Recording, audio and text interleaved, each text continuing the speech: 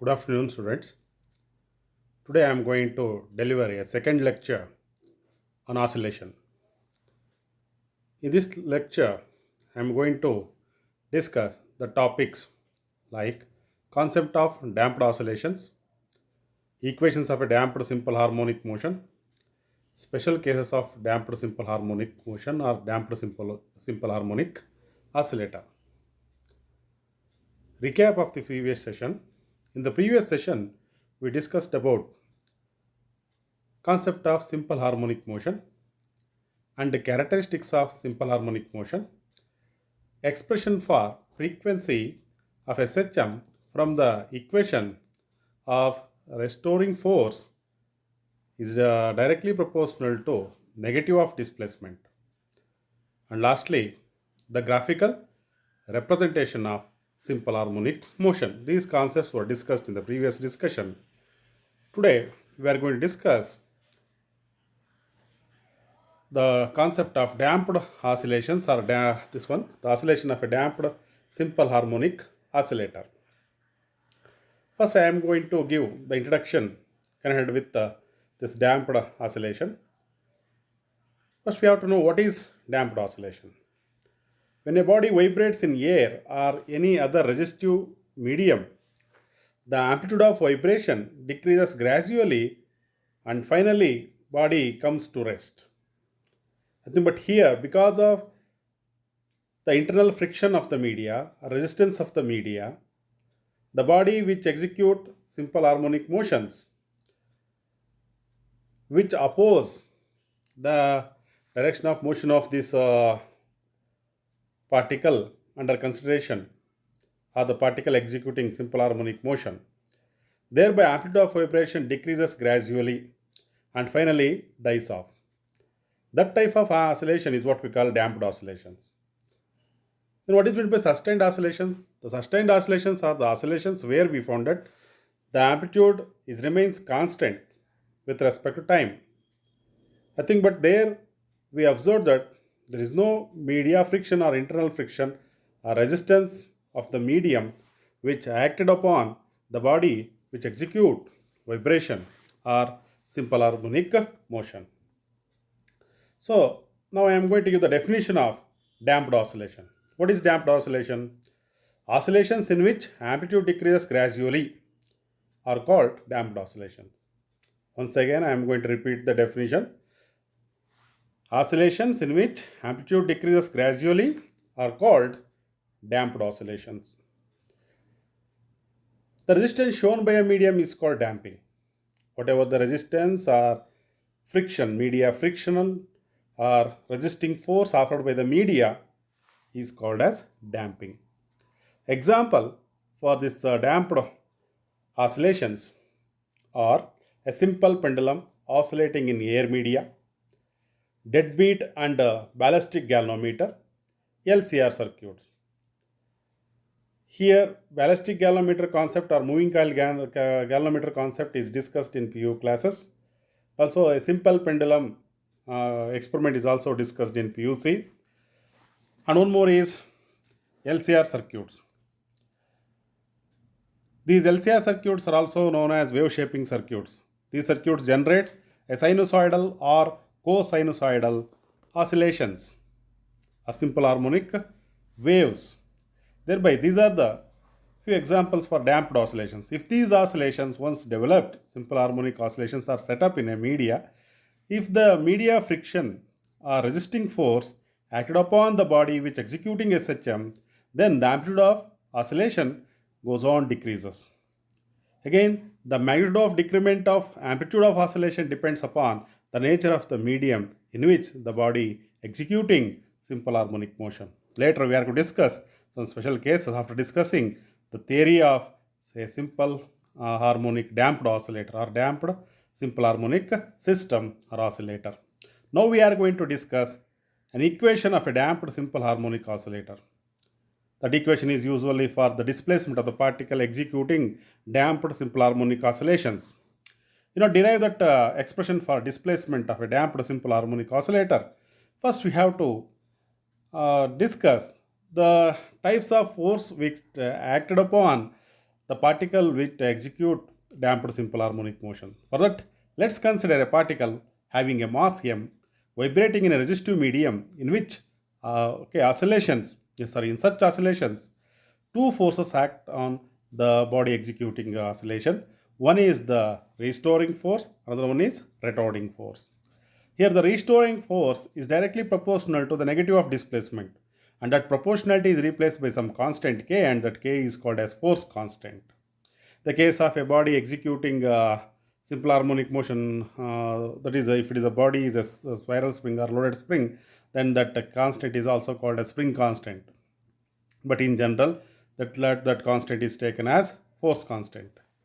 Another force is retarding force. That retarding force is also directly proportional to the rate of change of displacement, nothing but the velocity of the body executing damped simple harmonic oscillations. Again, this proportionality is replaced by some constant that depends upon the nature of the medium. That constant is what we call damping coefficient. Here, a retarding force is that proportional to velocity and opposes the increase in velocity. Again, the direction of the retarding force is opposite to the direction of the rate at which the displacement is decreasing, that is dy by dt. That is what we call velocity. Okay, these velocity and retarding force are oppositely directed. So net force acting on the particle should be the sum of this restoring force and retarding force. So now by using Newton's second law of motion, we are going to define the total force or net force acting on the particle executing damped oscillation. Then that is given by m into d squared y by dt squared is equal to minus ky minus r into dy by dt. There m into d squared y by dt squared nothing but d squared y by dt squared is acceleration. In terms of displacement, it can be expressed like this. So now we are going to transfer these minus ky and minus r and dy by dt to LHS. If we rearranging that term and if you write, we get an equation like m into d squared y by dt squared plus ky plus r into dy by dt is equal to 0. Next, divide throughout by m. The above equation we have d squared y by dt squared plus k by m into y plus r by m into dy by dt is equal to 0. This implies d squared y by dt squared plus 2b into dy by dt plus omega naught squared y is equal to 0. We rearranging the terms and made some substitutions like put k by m is equal to omega naught squared and r by m is equal to 2b, where omega naught is what we call the natural frequency of oscillation or frequency in the absence of damping or damping force, and b is called damping constant. The general solution of equation 1 is, the equation 1 is a second order differential equation. The general solution of these type of second order differential equation will be of the form. Directly we are going to give the solution here. There is no derivation for that. We need this final expression. The solution will be of the form like this. Y is equal to e to the power of minus bt into a1 e to the power of root of b squared minus omega naught squared into t plus a2 into e to the power of minus of square root of b squared minus omega naught squared into t. Let's call this as equation 2. Equation 2 gives the displacement of a damped simple harmonic oscillator. Equation 2 is the resultant displacement of a damped simple harmonic oscillator. This is the final expression. Now we are going to discuss the special cases. Here this expression gives what? The displacement of this particle executing damped harmonic oscillation depends upon the amplitude and phase term. Again, here by using this expression with certain conditions, we are going to explain how that amplitude decrement can be found with respect to phase or with respect to time. Now we are going to discuss case 1.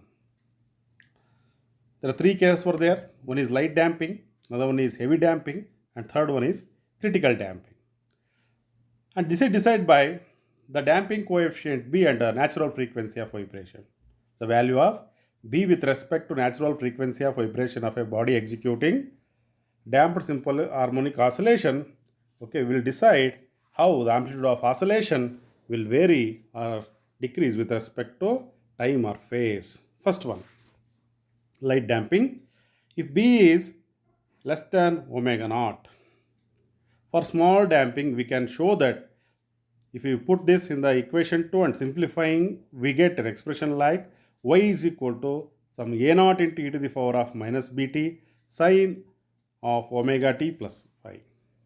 Y is equal to a naught e to the power of minus bt sine of omega t plus phi. This represents a oscillatory motion with amplitude a naught e to the power of minus bt and angular frequency omega is equal to root of omega naught squared minus b squared. Hence, the effect of damping is to decrease the frequency. Okay, in addition to amplitude, the frequency of oscillations also decreases because of this damping force acting or exerted on the particle which executing oscillations. The amplitude decreases exponentially with the time and finally becomes zero.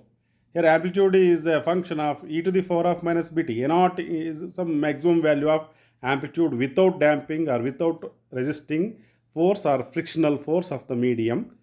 If the frictional force of the medium comes to play, then that amplitude is depends upon the value of e to the power of minus bt is an exponential function with a negative sign now that is decreasing, exponentially decreases amplitude. So the amplitude decreases exponentially with time and finally becomes zero according to the expression of resultant amplitude, that is a naught e to the power of minus bt. A naught represents the amplitude of in the absence of damping or in the absence of damping force. Example for this light damping case of oscillations is ballistic galvanometer or moving coil galvanometer. Next we are going to discuss case 2. It is heavy damping. Here, if the value of B naught, if it is greater than omega naught, in the previous case, B is less, sorry, not B naught, B is less than omega naught, but here if the value of damping coefficient B, if it is greater than omega naught, okay, in that case, we can show that the resultant displacement Y as B e to the power of minus Bt sine h into square root of B squared minus omega naught squared into T. Here B is again a constant. There is no oscillation and motion is called aperiodic or deadbeat. Aperiodic or deadbeat motion. It takes long time to return to mean position or equilibrium position. Okay. There is no oscillation in this case. Heavy damping is there now. Here we found out the body may not allowed to oscillate freely. There are no oscillations were produced if the damping force is too much or if the damping coefficient B is very much greater than this natural frequency of vibration or oscillation. This type of oscillation can found in the case of deadbeat galvanometer or pendulum oscillating in a highly viscous fluid like oil, that is castor oil especially. Okay, in the case of castor oil, viscosity is very high. Thereby, if we try to set an oscillation in the castor oil, it is may not possible because the damping force is very much high. So that type of situation is what we call deadbeat oscillation. These are the few examples for this heavy damping case. Next, case 3, critical damping. Okay, here we found that the value of B, if it is equal to omega naught. The first case, value of B is less than omega naught. In the second case, the value of B is greater than omega naught.